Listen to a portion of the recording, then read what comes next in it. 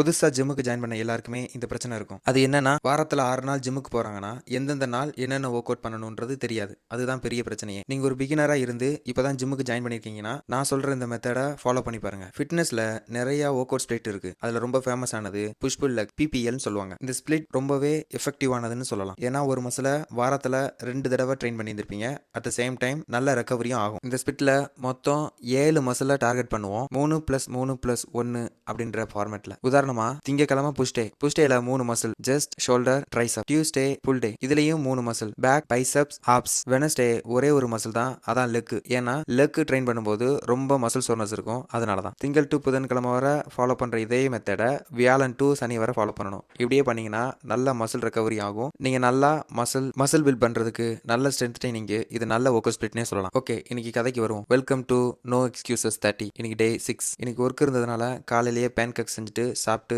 சப்ளிமெண்ட்லாம் சாப்பிட்டுட்டு ஒர்க்குக்கு போயிட்டேன். மதியம் நல்ல பேலன்ஸ்டான ஃபுட்டை சாப்பிட்டு ஈவினிங் ஜிம்முக்கு கிளம்பிட்டேன். ப்ரீ ஒர்க் அவுட்டா ஒரு காஃபி சாப்பிட்டேன். டயட்ல இருக்கும்போது காஃபிலாம் குடிக்கலாமான்னு உங்களுக்கு ஒரு டவுட் வரலாம். அதை பத்தி இன்னொரு வீடியோல சொல்றேன். இன்னைக்கு எனக்கு ஃபுல் டே தான். ஸோ பேக் பைசப்ஸ் ஆப்ஸ் மூணையும் கவர் பண்ணி ஒர்க் அவுட் பண்ணேன். ஒர்க் அவுட்டை முடிச்சுட்டு ரூமுக்கு வந்துட்டு ப்ரோட்டீன் ஷேக் குடிச்சிட்டு நைட்டுக்கு தோசையும் சிக்கனும் சாப்பிட்டுட்டு தூங்க போயிட்டேன்.